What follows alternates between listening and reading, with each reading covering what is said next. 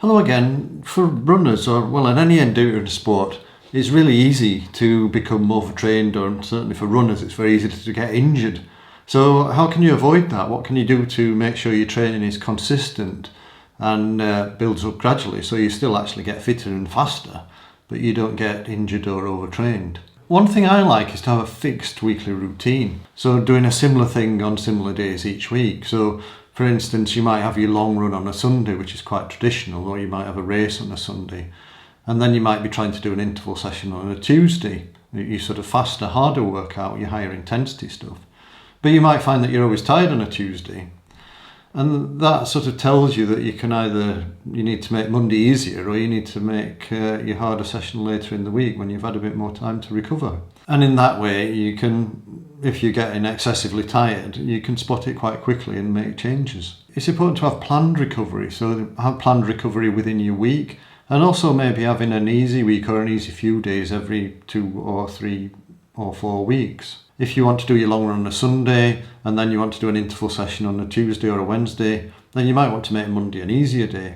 And then you might want to have another recovery day later in the week. I like to work in blocks. I like to have Tuesday, Wednesday, Thursday as a block of training and Saturday, Sunday as a block of training. And in that way you could get Monday and Friday as easier days or total rest days, whichever works best for you. And then probably the most difficult thing is regularly checking on fatigue. How are you feeling? Are you tired? Are you getting a bit more grumpy than usual? These sort of subjective metrics as to your level of fatigue are really important to try and keep track of. And if you note these down in a training diary tool like Training Peaks or Final Surge, then can track them over time, and along with your resting heart rate, your heart rate variability. And these type of harder metrics, which are worth keeping an eye on. Having something, a real number can often say, actually, my heart rate variability is going down, my resting heart rate in the morning is going up. And also, I've been a bit more grumpy. You can start to notice the subjective things based on looking at the trends in the more objective data.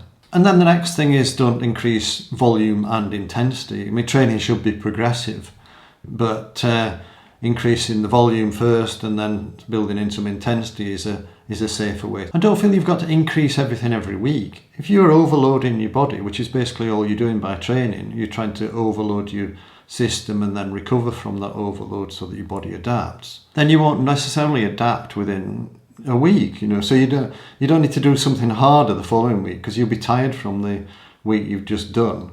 So doing the same thing is still going to be overloading your body, and then when you have a rest, your easy week or your easy few days, your body adapts and you build back a bit stronger. And then you can probably do some sort of test. You might do a 30-minute time trial. And then if you always use the same course, then you can measure whether you've improved or not. And if you haven't improved, then you can just repeat the same week again, or the same few weeks again. So because you still know that you're still overloading your body. So for example, if you were doing 4 by 4 minutes with a minute or 2 minutes recovery one week, you don't really want to be saying, right, I'm going to do 5 by 4 minutes the following week, or 4 by 5 minutes, because I should be progressing. You'd probably best to just stick with 4 by 4 minutes, or even do an easier session like 6 by 3 minutes is a slightly easier session because you're not having to concentrate for quite as long. And then once you've had your easier time, where you've actually proven that you've improved a little bit, then you can start building things up. And in fact, with those sessions, you might just do them a little bit faster and not try and increase the volume of the session. It all depends on what your goals are. So for things like ultra distance races, we coach quite a few ultra trail runners. And for that, you're going to do some really big sessions, or if you've done a race. So if you've done a really long run at the weekend, for instance, then you might need 3 or 4 days off, and you might need to make the whole week really easy. You're not a machine, you're a human being. So you have to adapt your recoveries for the training that you've done. And you can't force yourself to respond in the way that you want to respond. You can't force yourself to recover more quickly. You just have to let yourself recover and take the time that you need.